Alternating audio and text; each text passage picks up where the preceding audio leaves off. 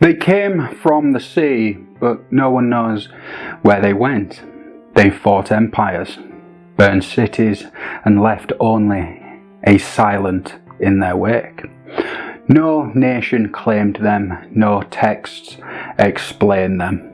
Yet their presence marks the fall of nearly every Bronze Age civilization. They're called the Sea People, but were they pirates, refugees, or, as some legends say, gods of war cast out from their temples? Welcome to the Obelisk, where forgotten stories wash ashore. Today we uncover the truth and the myths of the Sea People, the ghosts who ended the ancient world. But before we begin, hit the subscribe button, leave a comment, a like. It really does help with the algorithm, especially being such a small channel. The Fall. Let's set the scene. The year is roughly 1178 BCE, where in Egypt, a pharaoh prepares for war.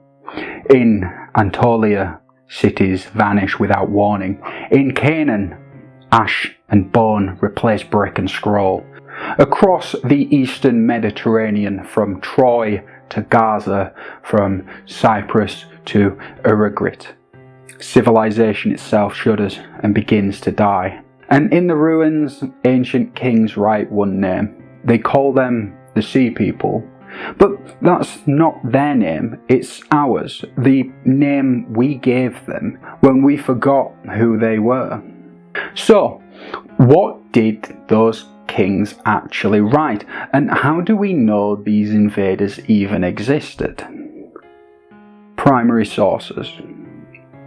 Our earliest and most vivid record comes from Egypt, in mortuary temple of Ramses III at Medinet Habu.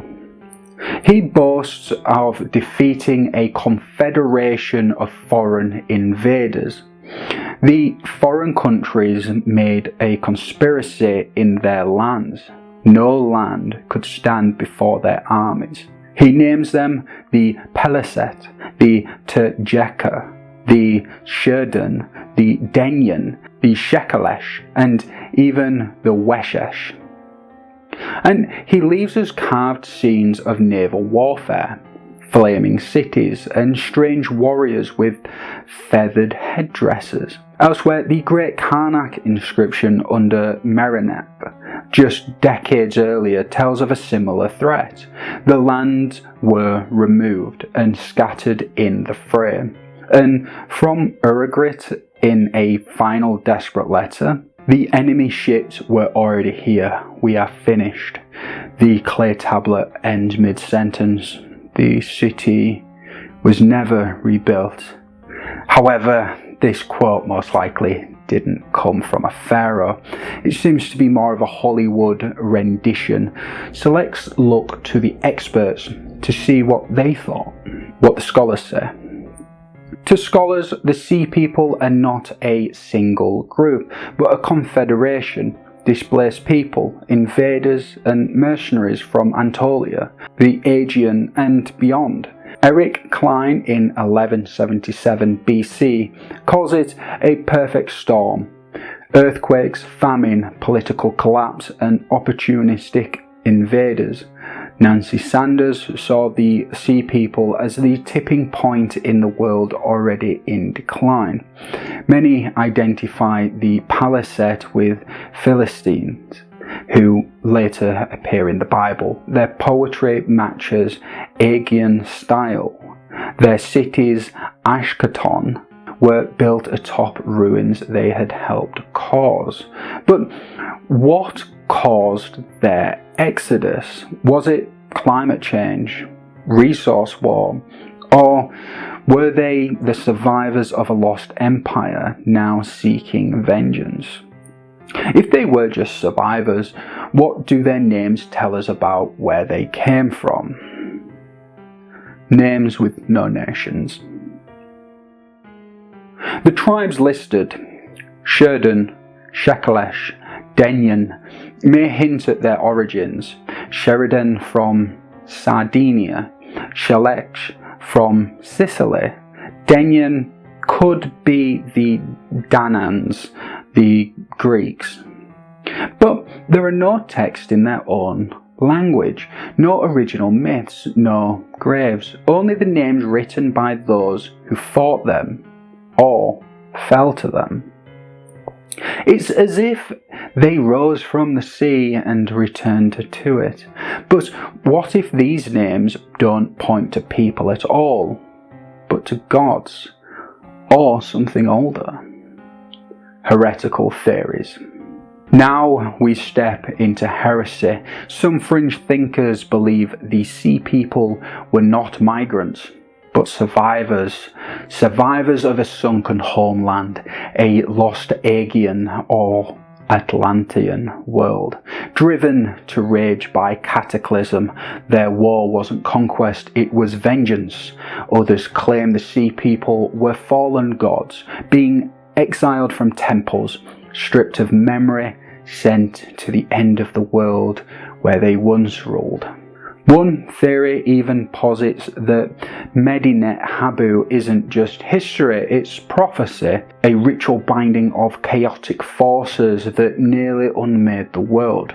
Now, there's not much academic support for these ideas, but myths and history often overlap like shadows, and sometimes the shadows may tell a truer story. Even if the gods are gone, do the ruins still whisper their name? Echoes in the present. Today their legacy lives on in names and ruins. Philistia becomes Palestine. The Sheridan lend their name to Sardinia. Their destruction paves the way for new powers: Israel, Assyria and Greece. But the sea people themselves, gone. Not conquered, not assimilated, simply erased. It's as if their very essence was an offence, one history was desperate to forget. But if history erased them, why do we still feel their presence? Now here's a question for you. So, what were the sea people? Invaders, refugees, rebels, or something stranger? Their names are carved into history, but their stories are not. No homeland, no language, no descendants, just ash and silence. But maybe that silence has some things left to say. At the Obelisk we search through myth, history and heresy to find the stories no one else will tell. Every Monday we explore legends like this one. Wednesdays we break down forgotten parables. Fridays we delve into Christian heresy and the Gospels they try to burn.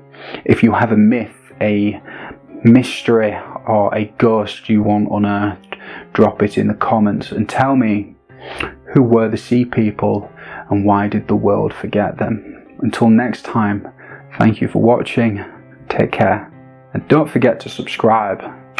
Thank you.